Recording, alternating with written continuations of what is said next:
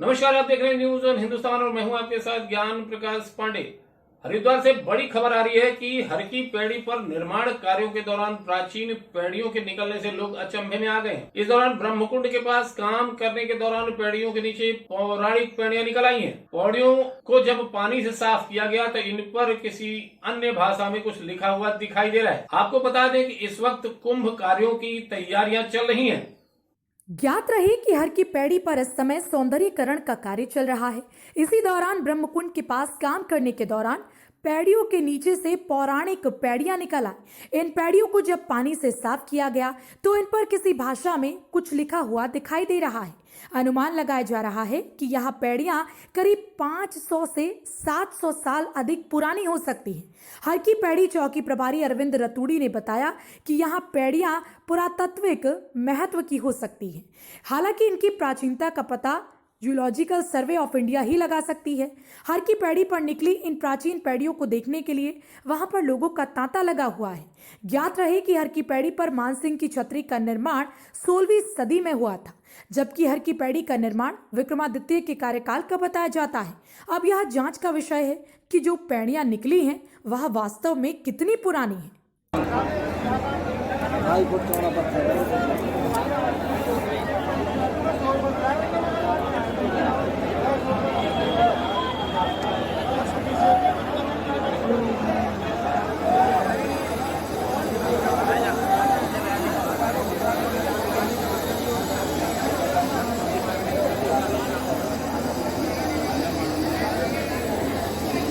देखिए, हर की पौड़ी क्षेत्र में आप जानते हैं कि पूरा सौंदर्यीकरण और मरम्मत आदि का कार्य चल रहा है। तो आरती स्थल के जो पीछे की हमारी सीढ़ियाँ हैं उनकी भी मरम्मत आदि का कार्य चल रहा था। तो जो पुरानी सीढ़ियों की जो शिलाएं हैं जब उन्हें हटाया गया तो उसके नीचे और प्राचीन जो सीढ़ियाँ हैं वो निकल के आई और उन सीढ़ियों पर किसी लिपि या भाषा में कुछ लिखा हुआ भी है। हमारे लिए वर्तमान में ये कह पाना मुश्किल है कि वो कौन सी भाषा है और क्या लिखा हुआ है, लेकिन हमने जो आर्कियोलॉजिकल सर्वे ऑफ इंडिया है उनमें जो सक्षम अधिकारी हैं उनसे संपर्क किया है और उन्हें हमने इस लिपि की फ़ोटो भी भेजी है और उनसे सैंपलिंग के लिए भी हमने आग्रह किया है, जिससे कि हर की पौड़ी की जो प्राचीन सीढ़ियाँ निकली हैं ये कब की निर्मित हैं और हर की पौड़ी का जो इतिहास है इस विषय में हमारे और अधिक जानकारी हो सके। और निश्चित रूप से आप जानते हैं कि हर की पौड़ी बहुत ही प्राचीन हमारा तीर्थ स्थल है, तो ये कब कब इसका सौंदर्यीकरण हुआ, कब कब इसका निर्माण पुनर्निर्माण हुआ, इसके विषय में और अधिक साक्ष्य के साथ पुष्ट जानकारी हमें प्राप्त हो पाएगी। इसी विषय में हम जो है सक्षम विभाग के अधिकारियों से संपर्क करें। Bureau report, news 1 Hindustan. Uttar Pradesh की योगी सरकार जहां एक तरफ कुम्हार जाति के लिए माटी कला बोर्ड का गठन कर उनके उत्थान की बात कर रही है, वहीं हरदोई जिले में आज भी कुम्हारों की स्थिति बहुत ही दयनीय बनी हुई है। यहां तक कि उनको सरकार द्वारा चलाए जा रहे इस माटी कला बोर्ड के बारे में जानकारी तक नहीं है। यह योजना केवल कागजों में ही सीमित है। योगी सरकार भले ही कुम्हारों की उन्नति और तरक्की को लेकर माटी कला बोर्ड सहित तमाम योजनाएं चला रही हो, लेकिन हरदौई में आज भी कुम्हार अपनी बेबसी पर आंसू बहा रहे हैं और परिवार का पेट भरने के लिए अपने घरों से पलायन कर इधर उधर भटकने को मजबूर हो रहे हैं। वहीं सरकार जहां एक तरफ चाइनीज सामान की बिक्री पर जोर न देकर स्थानीय सामान को खरीदने और बेचने को लेकर लोगों से अपील करती रहती है, लेकिन ऐसे में कुम्हारों की समस्या का समाधान करने के लिए कोई भी आगे नहीं आ रहा है। हर आदमी और यह मिट्टी से गुजारा कर रहे हैं और मिट्टी मिल नहीं रही है, तो कोई ऐसे गुजारा विरोध का हम करें का न करें भैया का बताओ हूँ। और कोई सुविधाएं मिलती नहीं हमें, सरकार द्वारा कोई सुविधाएं नहीं मिल रही। क्या आपको एक सरकार द्वारा जो बोर्ड चलाया गया था उसके बारे में पता है? किसी नहीं, हमें नहीं कोई लोगों को पता है, हम लोगों को पता ही नहीं। तब पता हो तो जाए, हम रहे तो अपने पैदा कर तो जाए खोदत पर आके तो मात तो तैसे भैया है गुजारा वीरो है अजा जाए, मतलब कोई लेख वाला उतना मतलब तालाल दुनिया वो होते हमें कोई चीज नहीं।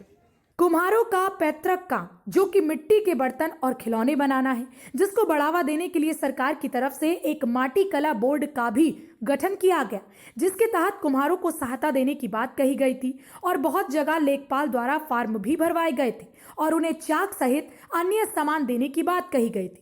लेकिन फिर हरदोई में ये योजना कागजों तक ही सिमट कर रह गई थी। वहीं कुम्हारों की प्रमुख समस्या मिट्टी न मिलना है, जिसके लिए सरकार से लगातार फरियाद भी की जा रही है। इन्हें तालाब का पट्टा करा दिया जाए जहां से ये मिट्टी ले सके, क्योंकि बाहर से मिट्टी लाने पर इन्हें कई परेशानियों का सामना भी करना पड़ता है। दीपावली का त्योहार आते ही कुम्हारों द्वारा बनाए गए मिट्टी के दियों की अहमियत बढ़ जाती है, लेकिन चाइनीज लाइट की वजह से मिट्टी के दियों की बिक्री पर काफी असर पड़ रहा है। वहीं सरकार ऐसे में मिट्टी के दियों की बिक्री के लिए जोर दे रही है और कुम्हारों को बढ़ावा देने के लिए तमाम योजनाएं चला रही है, लेकिन हरदोई की हकीकत ही कुछ अलग नजर आ रही है। अभी ग्राम सभा के तालाब हैं, सार्वजनिक तालाब हैं। शासन के इसमें पहले से ही निर्देश है कि जो कुम्हार वर्ग के लोग हैं, जो माटी कला का काम करते हैं, उनके लिए सार्वजनिक तालाबों से मिट्टी निकालना मुफ्त है। वो वहाँ से मिट्टी निकाल सकते हैं। अगर किसी पट्टेदार को मत्स्य पालन का पट्टा भी हुआ है तो वो बर्तन बनाने, दिए बनाने के लिए अगर कोई कुम्हार भाई मिट्टी निकालता है तो उनको रोकेंगे नहीं, उनको मिट्टी निकाली दी जाएगी। अगर किसी को इस प्रकार की कोई समस्या आती है तो अपने संबंधित उप जिलाधिकारी से इसकी शिकायत करके समाधान प्राप्त कर सकते हैं। सभी एसडीएम्स को ये पहले से ही निर्देश जारी हैं कि मिट्टी का काम करने वाले लोगों को सार्वजनिक तालाबों से मिट्टी निकालने दी जाएगी। हरदोई से आनंद त्रिवेदी की रिपोर्ट। लक्सर तहसील के 2 ब्लॉक में किसानों को प्रधानमंत्री किसान निधि बांटी जा रही है, जिसमें फर्जीवाड़े को लेकर जिलाधिकारी हरिद्वार से शिकायत की गई थी। जिलाधिकारी की ओर से 2 गांव की जांच के निर्देश दिए गए थे। इन दोनों गांव दरगाहपुर और निरंजनपुर में किसान निधि की जांच में 185 मामले फर्जी पाए गए, जिसकी जांच मुख्य कृषि अधिकारी को सौंपी गई है। इसके बाद अब जिलाधिकारी हरिद्वार की ओर से लक्सर तहसील के सभी 142 गांव में जांच के पुनः आदेश दिए गए। आपको बताते चलें कि किसान सम्मान निधि में किसानों को पीएम किसान सम्मान निधि योजना के तहत तो 2000 रुपए की 3 किश्त दी जाती है, जिसमें गड़बड़ी की शिकायत जिलाधिकारी हरिद्वार से की गई थी। लक्सर तहसील के दोनों ब्लॉक में करीब 46,000 किसान पीएम किसान सम्मान निधि का लाभ उठा रहे हैं, जिसमें लक्सर ब्लॉक में 36,659 व खानपुर ब्लॉक में 9,275 किसान सम्मान निधि का लाभ ले रहे हैं। कुछ लोगों द्वारा मामले की शिकायत हरिद्वार जिलाधिकारी से भी की गई थी। जिलाधिकारी की ओर से मुख्य जिला कृषि अधिकारी को मामले की जांच के निर्देश दिए गए थे, जिसमें दरगाहपुर व निरंजनपुर की जांच कराने के लिए कहा गया था।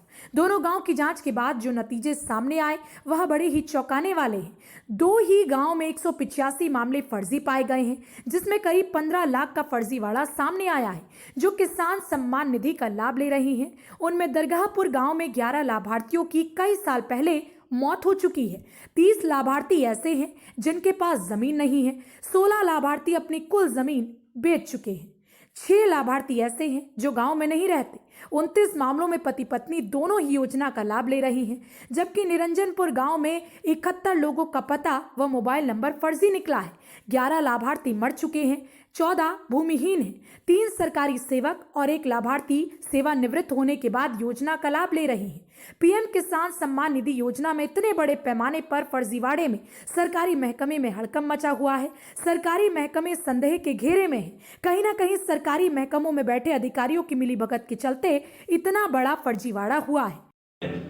कुछ गांव को रेंडमली चेक करवाया गया था, उसमें कई ऐसे लोग पाए गए जो कि इसके पात्र नहीं हैं। तो डीएम साहब के द्वारा एक सभी एसडीएम लोगों को डायरेक्शन दिए गए हैं कि सभी गांव का इसका सत्यापन करवाया जाए, क्योंकि इसमें जो गाइडलाइन थी उसमें ये था कि जो गवर्नमेंट ऑफिसर है या कोई इनकम टैक्स बेरर है, डॉक्टर्स है और 10,000 से ज़्यादा जो पेंशन ले रहा है, तो ऐसे लोगों का उसमें पात्रता की श्रेणी में नहीं है। तो इसको सभी सूचियाँ निकाल के गाँव वाइज इसका लेखपाल और ग्राम विकास अधिकारियों के माध्यम से इसका सत्यापन करवाया जा रहा है, ताकि जो अपात्र लोग हैं उनको उससे अलग किया जा सके और जो उनके द्वारा गलत रूप से उसका लाभ लिया गया है उसमें प्रॉपर नियमानुसार कार्रवाई की जा सके। लक्सर से प्रवीण सैनी की रिपोर्ट।